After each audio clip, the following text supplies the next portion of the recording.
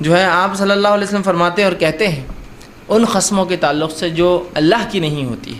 آپ نے فرمایا اور کہا، یہ مسند احمد کی روایت ہے، فرماتے ہیں من حلف بغیر اللہ فقد اشرک، جس نے اللہ کے علاوہ کسی قسم کھائی اس نے شرک کیا. اللہ کے ساتھ چونکہ وہ شریک ٹھہرا رہا ہے نا، اس کو گواہ بنا رہا ہے اپنے بیٹے کو، کعبے کو، رسول کو جو کہ موجود نہیں ہیں، جو گواہی نہیں دے سکتے، جو ہر جگہ ہوتے بھی نہیں. ماں کی قسم کھا لی، ماں کیا دیکھ رہی تھی آپ کو اس معاملے پہ؟ تو اللہ کے علاوہ قسم کھانا کیا ہے معلوم آپ کو؟ یہ شرک ہے. تو اس لیے میں نے کہا کہ یہ بہت سنگین جرم ہے، لیکن اس کو معمولی سمجھتے ہیں. تو آپ نے فرمایا من حلف بغیر اللہ فقد اشرک، جس نے اللہ کے علاوہ کسی کی قسم اٹھا لی اس نے شرک کیا. اور ایک دوسری روایت میں جو مستدرک حاکم کی اور ابو داؤد کی روایت ہے، آپ نے فرمایا من حلف بغیر اللہ فقد کفر، جس نے اللہ کے علاوہ کسی قسم کا اس نے کفر کیا. دونوں الفاظ ہیں. تو اللہ کے علاوہ کسی اور کی قسم کھانا شرک اور کفر ہے، یاد رکھیے. اور میں سمجھتا ہوں آپ سمجھتے ہیں شرک کس کو کہتے ہیں اور کفر کس کو کہتے ہیں. سب سے سنگین جرم، جس جرم کے اوپر اللہ رب العزت کبھی جنت نہیں دیں گا، اس میں اول درجے پہ شرک، اور دوسرا درجہ جس جرم پہ اللہ جنت نہیں دیں گا وہ ہے کفر.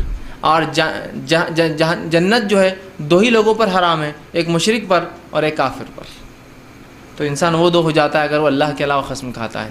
تو اس کو ہم معمولی سمجھتے ہیں، کسی کی بھی قسم اٹھا لی، عورتیں کسی بھی قسم اٹھا لے رہی، مرد کسی کی بھی قسم اٹھا لے رہے ہیں. اور کبھی اگر سچی قسم بھی کھا رہے تو پھر جھوٹی اللہ کو، مطلب جھوٹی قسم، مطلب بات جھوٹی ہے، قسم سچی.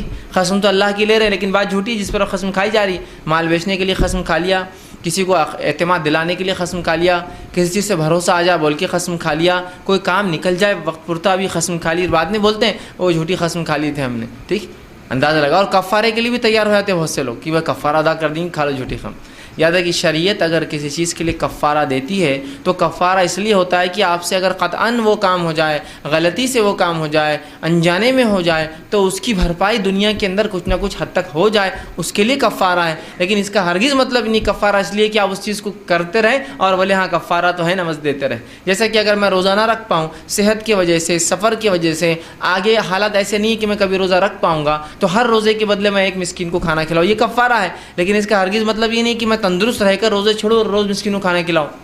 کفارہ ہوتا ہے اس لیے کہ انسان مجبور ہو جائے، غلطی ہو جائے، خطا ہو جائے تو دیا جائے. جیسے کہ ایک انسان چوری کر لے، چوری کرے تو اس کی سزا یہ ہے کہ اس کا ایک ہاتھ کاٹا جائے. اگر وہ نادم ہوتی ہے اس کا کفارہ بھی ہے، آدمی کا کفارہ بھی ہو جاتا ہے اس میں اور سزا بھی ملتی ہے اس کو. لیکن اس کا ہرگز مطلب یہ نہیں کہ چوری کرو ہاتھ کاٹ لیں گے اپن، تم ہاتھ کٹا لینا، تمہارا چوری کر لو، چلو یہ بار اگلی بار تم کر لینا، تمہارا ہاتھ کٹا دیں گے اپن. ٹھیک، لیکن پیسہ تو مل جائے گا نا، ایک ہاتھ نہیں رہا کیا ہوا، پیسہ تو اپنے پاس رہیں گا نا، سمجھ رہا. تو اس کا ہرگز مطلب ہے. تو اگر قسم کا کفارہ شریعت نے دیا ہے تو اس کا ہرگز مطلب ہی نہیں کہ آپ جھوٹی قسمیں کھائیں اور اس کا کفارہ ادا کرتے رہیں. کہ اگر شریعت یہ کہتی ہے کہ اللہ توبہ قبول کرتا ہے تو اس کا ہرگز مطلب ہی نہیں کہ اللہ یہ کہہ رہا آپ گناہ کرو.